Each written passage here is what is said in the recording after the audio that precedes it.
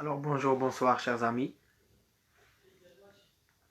chers internautes, chers universitaires, ravi de vous retrouver pour un nouveau post du 7 janvier 2020. Alors, tous mes voeux pour la nouvelle année, bonheur, joie et prospérité à toutes et à tous qui sont parmi nous aujourd'hui. Et on entame directement le quatrième post sur les théories et approches de la littérature. Un post que je consacrerai aujourd'hui à la sociocritique. Post sur la socio-approche et théorie. Alors le plan de la vidéo ou du post est le suivant.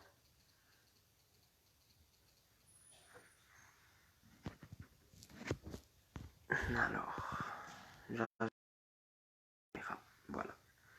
Alors le plan de... Nous entamerons notre exposition par un historique de la sociocritique qui sera suivi du deuxième point qu'est l'objet de la sociocritique. Un troisième point pour voir quels sont les éléments à voir et à identifier au cœur de l'œuvre littéraire à la lumière de la sociocritique.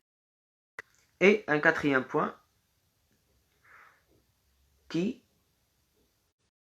vers lequel nous prendrons le temps de voir des analyses et des exemples d'application. Sur ce dernier point, par rapport aux analyses et à l'exemple d'application, je préfère que cela, au fur et à mesure de l'expérience, mieux simplifier la compréhension à vous autres et aussi afin de mettre en relation et le volet théorique et le volet pratique. Donc, restez avec nous. Merci encore une fois d'être là. Et on commence. Alors, 1. Historique de la sociocritique. En collaboration avec la revue Littérature, Claude Duché crée et développe la sociocritique. Duché donne la sociocritique avec un ensemble de collaborateurs. Jacques Dubois, Marc Angénaud, Henri Pierre Zima et bien d'autres. En collaboration avec ses penseurs, chercheurs, Claude Duché voulait faire de la sociocritique une approche complète. La sociocritique a bénéficié aussi des travaux de recherche de certains chercheurs, d'autres chercheurs tels que Louis Althusser, Michael Bakhtin, que nous avons pris le temps de voir à travers sur le dialogisme, Pierre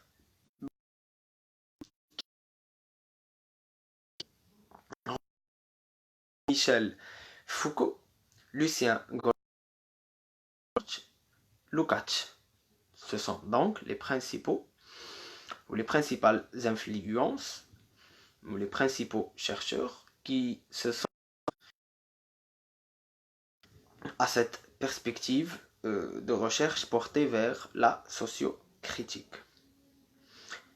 Alors, la théorie concernant une évolution spatiale dans le cadre de la recherche scientifique sera développée à Paris, à Liège, à Montpellier, aux USA, mais aussi et plus particulièrement au Québec. Nous passons directement au deuxième question, l'objet de la sociocritique. À l'inverse de la sociologie de la littérature, la critique se limite à l'analyse du texte littéraire et au-dedans du texte. On mettra donc de côté ce qui est en dehors du texte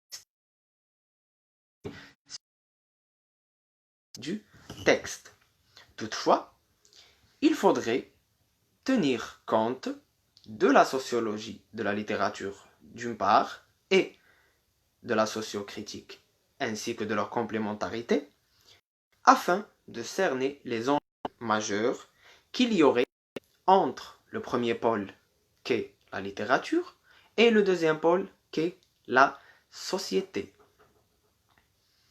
La sociocritique vise à étudier le caractère des œuvres littéraires.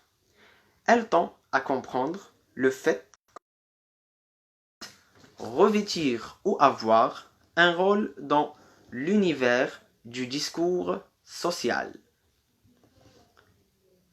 Je reprends cette dernière idée. La sociocritique vise à étudier le caractère social de l'œuvre. On s'intéressera bien évidemment à tout ce qui est société dans l'œuvre littéraire, dans le texte, vu que de prime abord, on s'intéresse au texte en tant que tel, on s'intéressera à ce qui est dedans. Elle tend, parlons de la sociocritique, à comprendre le fait que l'œuvre puisse revêtir ou avoir l'univers du discours social. Et je prendrai le temps de mettre sur la notion du discours social. Alors pour Marc Angénaud, le savoir littéraire repose sur cet univers de pratiques discursives. Cela semble un peu flou et nous dressons un autre postulat afin d'expliciter la notion de pratique discursive et de la mettre en relation avec le discours social. Alors, le discours social s'apparente à la totalité d'une société donnée, dit, écrit ou représente de quelque manière que ce soit à un moment précis. Je reprends la définition du discours social. Le discours social, c'est la totalité de ce qu'une société donnée, dit, écrit ou représente de quelque manière de ce soit à un moment précis. Alors nous dégageons trois pôles. Le premier, c'est le discours. Le second, c'est la société. Le troisième, c'est l'espace-temps. Quand on parle de totalité, c'est l'ensemble des œuvres, de ce qu'une société donnée. On est en train de faire appel à la société en tant que vecteur pour ces œuvres. Dit, écrit ou représente. Donc, le dit, c'est le volet de la parole. Écrit, c'est le volet textuel. Ou représente, c'est le volet iconique, imagologique, voire plus. Cela pourrait s'apparenter à notre ère. Le dit, c'est ce qui est chanté, la chanson. Écrit, c'est les textes ou de la poésie. Ou représente, c'est le théâtre ou bien le cinéma. Quelque manière que ce soit. Donc, on fait appel ici au genre en tant que tel, à un moment précis, c'est-à-dire dans une ère, à une époque donnée, définie. La théorie du discours social de Marc Angénaud emboîte le pas à cette pensée et pense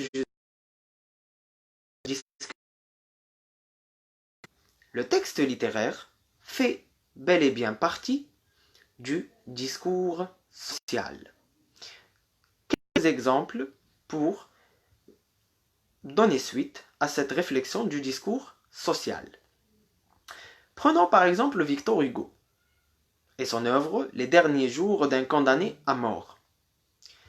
L'auteur, narrateur, celui qui écrit, s'insurge clairement contre un clair. Il est pour l'abolition de la peine de mort. Dans Notre-Dame de Paris, quand on découvre Quasimodo, quand on découvre la belle Esmeralda, quand on découvre l'espace, prend la mesure et la teneur du discours, on va découvrir que c'est un argumentaire romantique face au classicisme et face à cette antiquité, d'où l'usage latin, d'où les figures phrastiques, d'où le volet poétique de l'œuvre, d'où les représentations, d'où les pratiques discursives inhérentes à l'œuvre. Dans Balzac, le père Goriot se portait quelque part. Dans Tolstoï d'Anna Karénine, c'est l'histoire de la Russie. Critique de la nation Tolstoï, portrait des sentiments, relations humaines, c'est la vie humaine. Herzberg, Karénine et ses fresques. Donc, c'est tout à travers le discours qui est véhiculé dans l'œuvre littéraire. Essia Jabbar, dans Vaste la prison, c'est la condition et le statut des femmes algériennes qui sont traitées dans l'œuvre. Parlons maintenant de la sociocritique crue. Et vous allez comprendre l'adjectif que je viens d'utiliser. Alors, dans la sociocritique crue, que je nomme ainsi, il s'agit de penser le discours social comme une idéologie. Louis Althusser s'intéresse à ce titre à l'idéologie. Pour lui, il ne peut y avoir de texte sans qu'il n'y ait d'idéologie.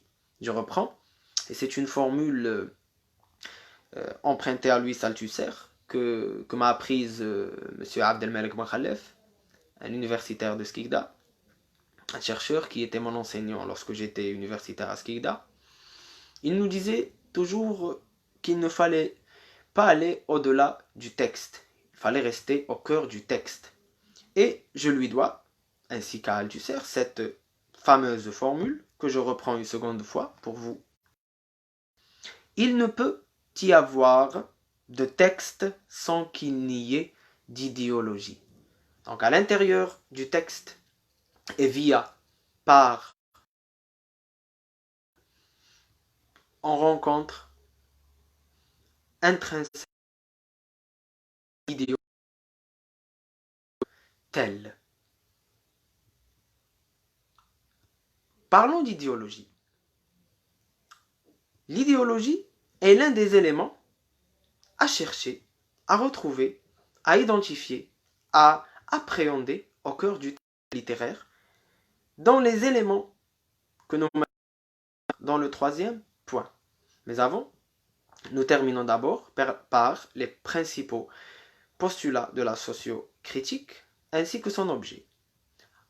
George Lucas et Lucien Goldman, quant à eux, un structuralisme génétique qui reviendrait à penser que, donc pour George Lukács et Lucien Goldman, la pensée est la suivante. Le mode de pensée de l'auteur doit être intégré dans un contexte social. Je reprends. Le mode de pensée de l'auteur doit être intégré dans un contexte social. Exemple, le père Goriot est plongé dans l'œuvre de Balzac, la comédie humaine puis intégrée dans un contexte social. Pour Goldman, il s'agit d'une homologie des structures. Je me souviens bien que j'avais demandé à M. Abdel d'expliquer l'homologie des structures. D'ailleurs, je reprends cette partie directement à partir de ces cours dispensés à l'université de Skikda entre 2015 et 2016. Alors, il m'a répondu clairement que la structure avec la structure de la société. de structure. Est-ce qu'on va penser cela du point de vue de la narration? Est-ce qu'on va penser cela du point de vue du discours? Est-ce qu'on doit penser cela du point de vue de la langue? Et donc, tant de questions qui ne restent pas en temps, on y viendra. Tant de questions sont à soulever quant au mécanisme que l'on va déployer afin de prendre en compte le volet social dans l'œuvre littéraire. Monsieur Abdelmalek Ben Khaled vient d'essayer pour nous. Très bon exemple quant à la concrétisation de structures à travers l'homologie des structures, et ce, par le biais d'une pièce théâtrale, du moins du début de la pièce, que je reprendrai ici. Alors j'ai gardé mon fameux cahier de 2015 jusqu'à 2016 qui parlait de théorie de la littérature, et je dois dire que je m'en délectais grâce à ce cher monsieur que je salue au passage, s'il m'écoute, car c'est un enseignant qualifié de qualité, de lutter pour que ses étudiants puissent avoir la chance de cette panoplie de théorèmes et de concepts tout en les vulgarisant à la manière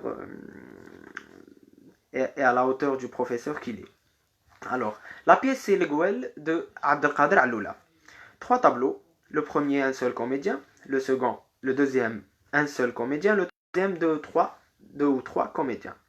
Alors, Abdelkader Alloula met en scène des ouvriers, un chauffeur et son directeur, entre autres.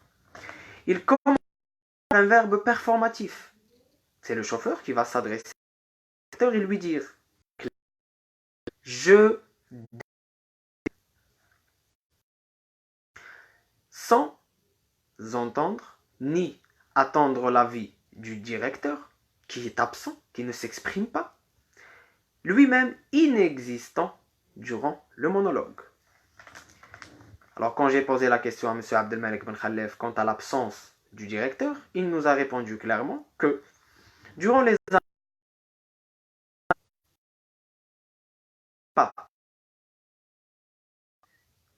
c'était l'époque des sociétés nationalistes. Celui de Abdelkader Alloula, à la différence de la pensée véhémente, prend la parole face à son directeur. Et la présence de ce personnage est symbolique et démontre le statut que l'on a voulu attribuer à cet être de à représenter bien sûr. Alors, en relation des éléments que nous venons de voir, la fameuse réplique « Je démissionne », le jeu, le père, l'habit, la diction, la manière d'interpréter tout cela, cet ensemble d'éléments permet d'analyser le texte afin de percevoir l'idéologie. Donc, tout un processus de signification s'instaure.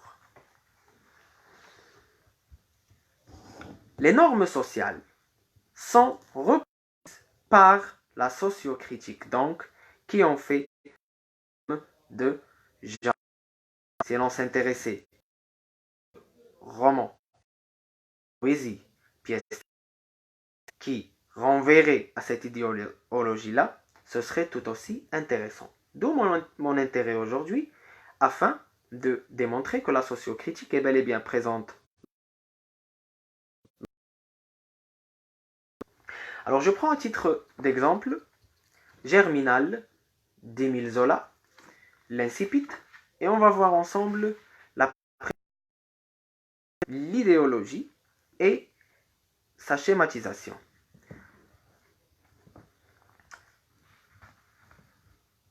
Dans la plaine rase, sous la nuit sans étoiles, d'une obscurité et épaisseur d'encre, un homme suivait seul la grande route de Marchienne à Montsou, 10 kilomètres de pavés coupant tout droit à travers les champs de betteraves. Devant lui, il ne voyait même pas le sol noir et il n'avait la sensation de l'immense horizon plat que par les souffles du vent de Mars. Des rafales larges comme sur une mer, glacées d'avant au milieu de marais et de terre nue.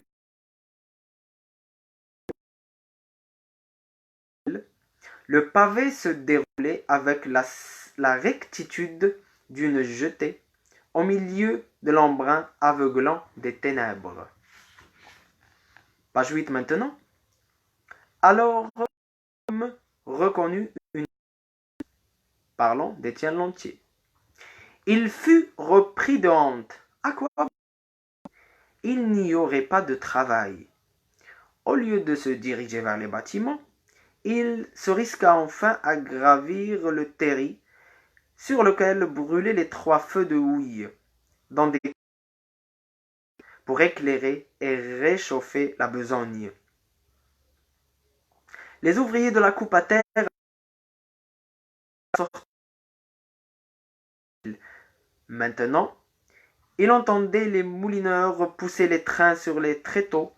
Il distinguait des membres vivantes culbutant les berlines près de chaque feu.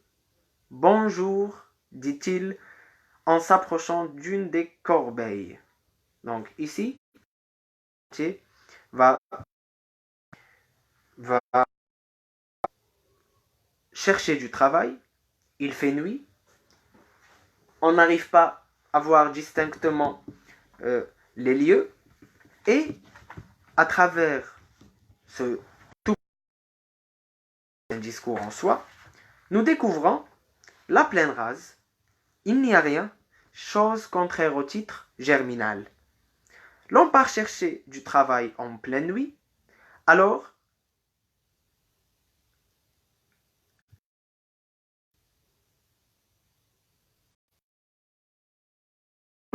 l'homme part du travail en pleine nuit, alors qu'il devrait le faire tôt le matin.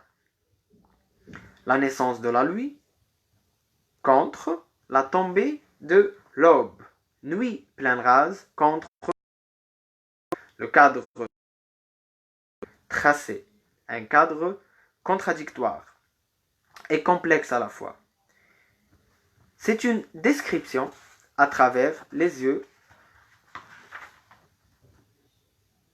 de ce narrateur omniprésent, une vision confuse et suspendue.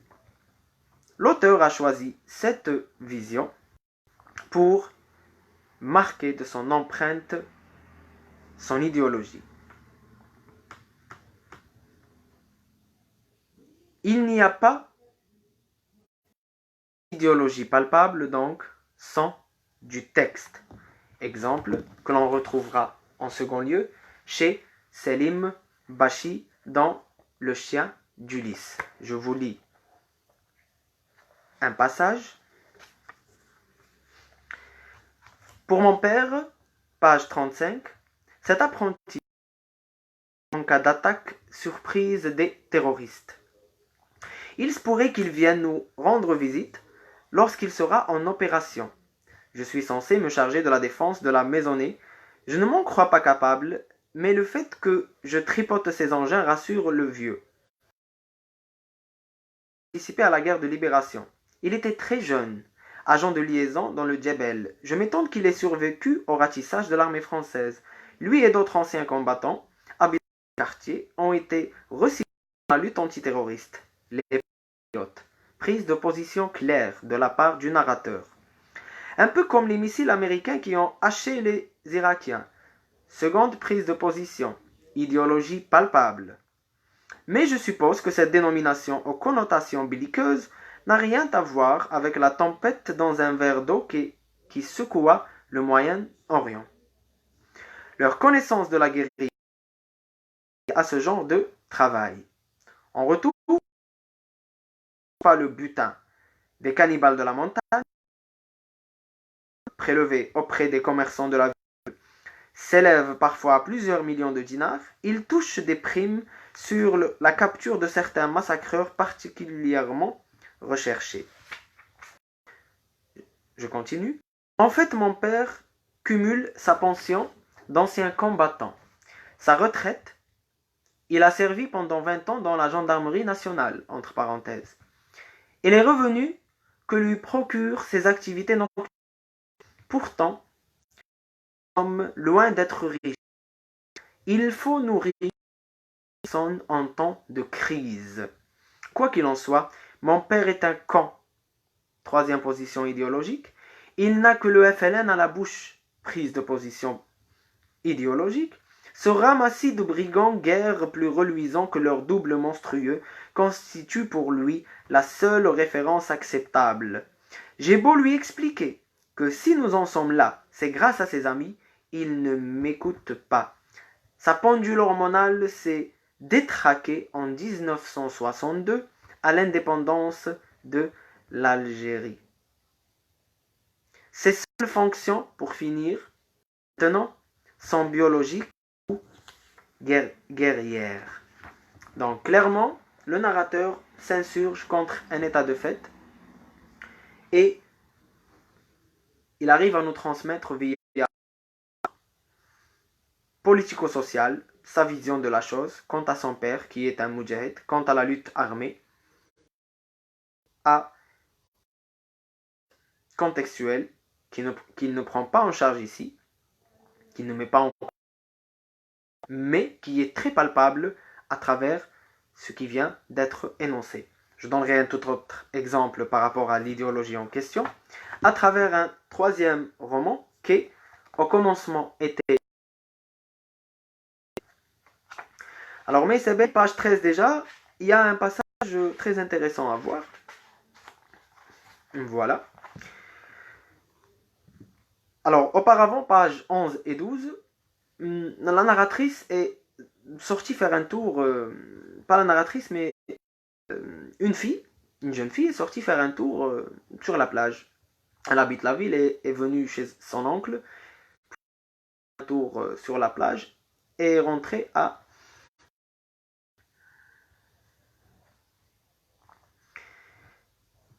page 13. Dans la lumière blême, Jamel, son frère l'attendait. D'où viens-tu? Son visage n'est qu'une tache plus pâle dans l'ombre, mais elle voit nettement ses mâchoires si serrées que même sa voix en est contractée, presque stupide. Elle le regarde sans répondre. Comment? D'où viens-tu? Répète-t-il. Je suis descendu là, juste en bas, là sur la plage, balbutie-t-elle. Dans le même chuchotement, elle tremble, surprise, en flagrant délit de liberté. Elle lit dans ses yeux tout ce qu'il ne dit pas, ce qu'il n'a pas à dire. Elle n'est pas impunément seule sur une plage de si bon. Oui, elle le sait. C'est d'ailleurs cela qui aiguise son plaisir, le sentiment de braver un de ces nombreux interdits qui brillent de sa vie. Une forme d'émancipation, prise de position idéologique. Il écarte d'un geste brusque, pousse la porte, tourne la clé qui l'enlève, puis il se détourne encore frémissant d'une colère comme toujours. Debout dans l'entrée de sa chambre, elle le regarde refermer la porte sur ses silences et ses colères. Pleine de tristesse et de lassitude, elle ferme les yeux.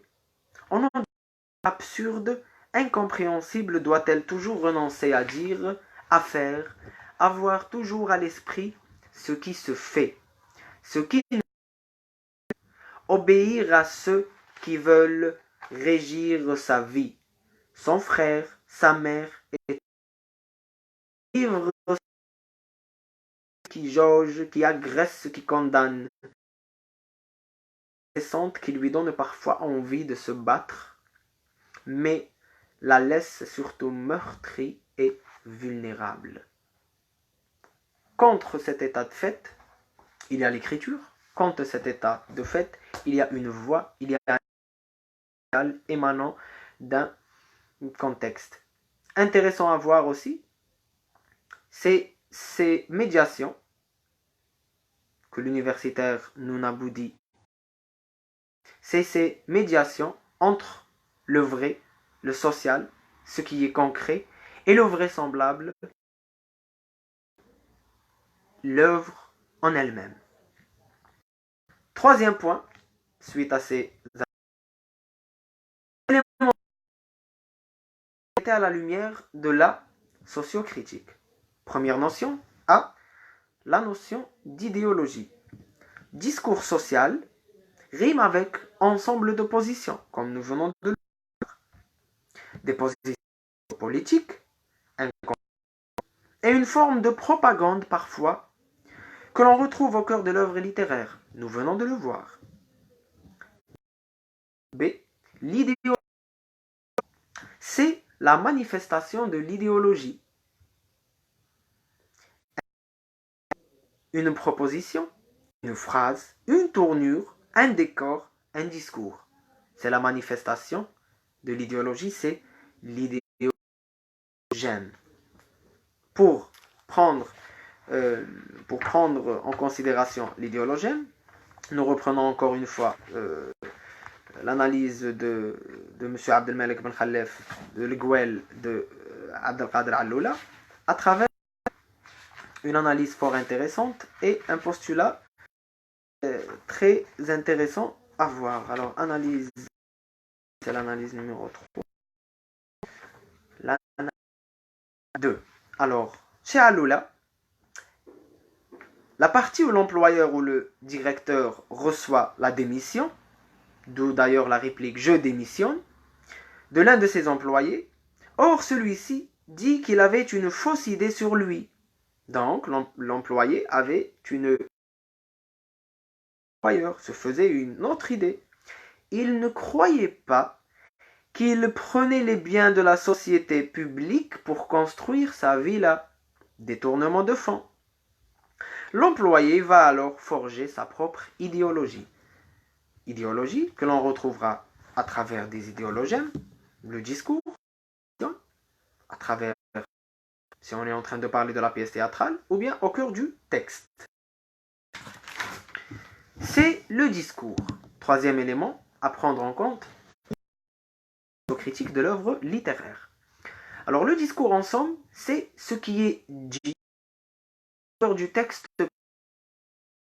la voix donc, ou par les personnes de voix. Exprimer, rapporter. Je reprends le discours. Ce qui est dit, énoncé au cœur du texte, soit par le narrateur, soit par les personnages. Ce qui est dit, exprimé, rapporté. Rappelez-vous du quatrième poste sur le dialogisme où j'ai pris le temps de prendre en considération le discours en tant que... J'avais dit qu'il y avait une phonie, plusieurs voix, il y avait une plurivocalité. Sans entrer ou sans prendre en compte l'enjeu linguistique, nous prenons ici le discours en tant que représentation de la réalité. D'où d'ailleurs la notion de discours. Autre point à voir, le D, le sociotexte. Un autre concept à voir au cœur de la sociocritique. Le sociotexte, carrément, c'est le texte traversé par le discours social que je viens d'expliquer.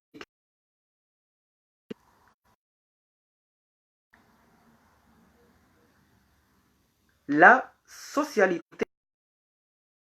Alors, une norme sociale dans le texte. Une norme sociale va distinguer la société dans le texte. On va prendre en compte le concept de littérarité. On va prendre en compte l'intertexte ou l'intertextualité expliqué par M. Abdelraouf Draoui, universitaire et enseignant à Skikda, que je salue au passage, qui est admin aussi dans la page doctorat en littérature française et francophone, qui a très bien exprimé et résumé l'intertextualité en donnant aussi deux exemples à travers l'œuvre d'Albert Camus, L'étranger et Kamel Daoud. Donc, il y a en somme une profondeur historico-sociale. Alors, pour l'idéologie, pour en revenir, elle englobe un ensemble, je disais, d'idéologèmes. Alors, la société est présente comme texte. Et cela, c'est la concrétisation du concept en question. Passons maintenant à un tout autre concept qui est fort intéressant. Nous avons vu l'idéologème, nous avons vu l'idéologie, l'idéologème, le discours, le sociotexte et la socialité. Passons maintenant à la vision du monde. Alors, en somme, la vision du monde, l'idéologie ainsi que l'ensemble des positions de l'auteur quant aux grandes questions. Je reprends la vision du monde, l'idéologie ainsi que l'ensemble des positions de l'auteur quant aux grandes questions, questions relatives à la littérature, questions relatives à la société, questions relatives à la politique, questions relatives aussi à l'humanité, à ce qui est humain. Idéologie critique à travers une vision du monde, œuvre en elle-même, ou bien qui est projetée dans cette œuvre en question. L'auteur ne peut qu'être engagé. Je reprends les propos de M. Abdelmalek Mokhalef. Sartre disait que l'engagement était politique dans une œuvre littéraire pour Sartre. Pour Roland Barthes, la langue constitue l'engagement de l'écrivain. Écrire est déjà un engagement en soi. Pour Lucien Goldman, la vision du monde se concrétise à travers cette lutte interne entre les positions des diverses voix au cœur du texte. Zola, à titre pour, qu'il est pour cette vision des choses. Mais il le montre et il l'écrit.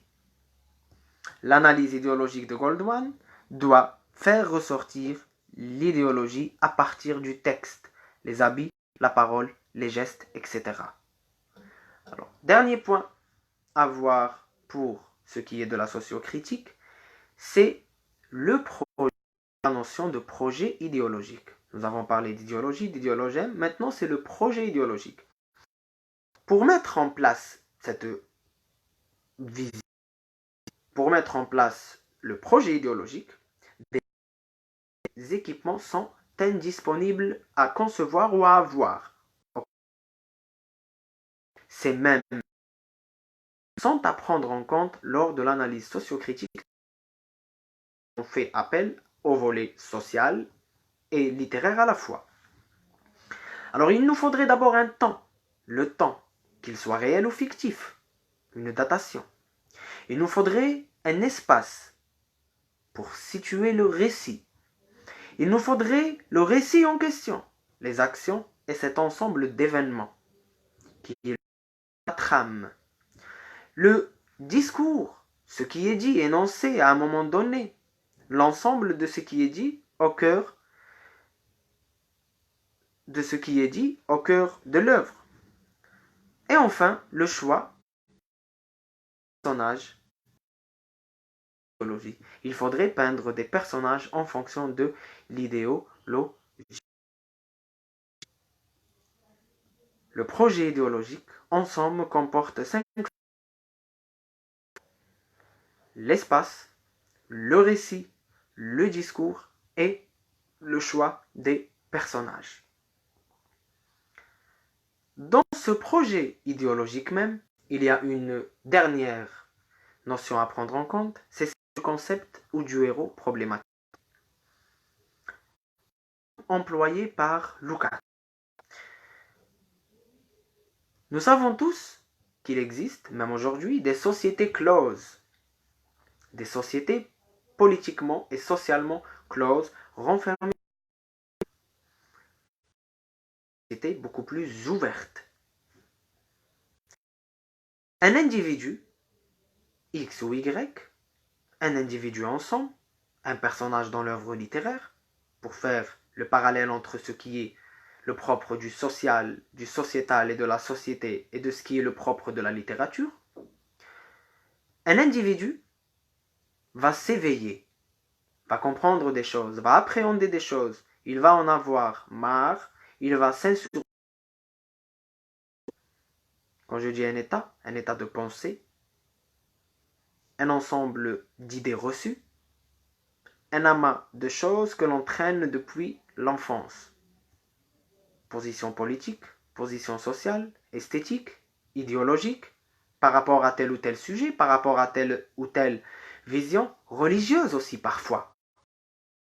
L'individu, c'est l'éveil du personnage, c'est le concept même du héros problématique.